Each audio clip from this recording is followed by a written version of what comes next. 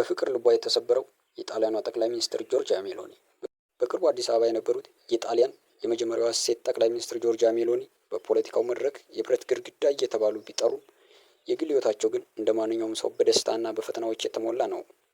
በተለይ በቅርቡ ከረጅም ጊዜ የትዳር አጋራቸው ጋር የገቡበት አነጋጋሪ መለያየት ዓለም አቀፍ የሾውቢዝ መገናኛ ብዙኃን ትልቅ አጀንዳ ሆኖ ሰንብቷል። ጆርጂያ ሜሎኒ ከጋዜጠኛ አንድሪያ ጃምብሩኖ ጋር ለ10 ዓመታት ያህል አብረው ኖረዋል። ምንም እንኳ ሜሎኒ የቤተሰብ እሴቶች ተከራካሪና ወግ አጥባቂ ፖለቲከኛ ቢሆኑ እሳቸውና ጃምብሩኖ በሃይማኖት ስነ ስርዓት ሳይጋቡ ወይም ሳይቆርቡ አብረው መኖራቸው የልጃቸው ጄኔቭራ ወላጆች መሆናቸው በጣሊያን ሚዲያዎች ዘንድ ዘወትር የሚነሳ ጉዳይ ነበር።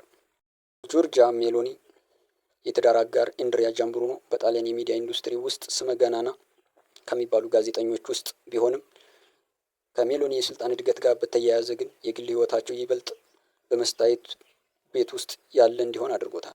እንደ አውሮፓውያን አቆጣጠር በጥቅምት 2023 የሜሎኒ እና የጃምብሩኖ የፍቅር ታሪክ ባልተጠበቀ መልኩ መክሰሙ ተሰማ።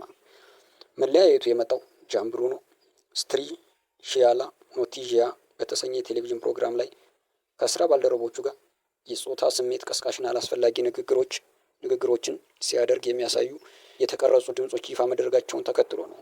ጆርጂያ ሜሎኒ ይህ መረጃ በወጣ ማግስት አንዳችም አመንታትና ማቅማማት ሳይታይባቸው በፌስቡክ ገጻቸው ላይ ከአንድሪያ ጃምብሩኖ ጋር የነበረኝ የ10 ዓመት ግንኙነት እዚህ ላይ አብቅቷል በማለት የግል ኑሯቸውን ለህዝብ ይፋ አደረጉ።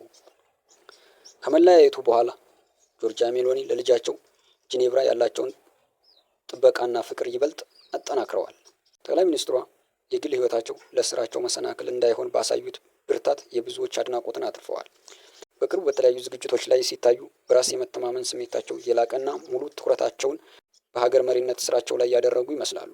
በሾውቢዝ ዜናዎች መሰረት ጆርጂያ ሜሎኒ አሁን ላይ ሲንግል ሲሆኑ ምንም አይነት አዲስ የፍቅር ግንኙነት ውስጥ ስለ መግባታቸው የሚጠቁም መረጃ የለም። ይልቁንም የግል ህይወታቸው ከፖለቲካዊ ግዴታቸው ጋር ተሳስሮ አሁንም በዓለም ዙሪያ በሚገኙ የፓፓራዚ ካሜራዎች እይታ ውስጥ እንዳሉ ናቸው።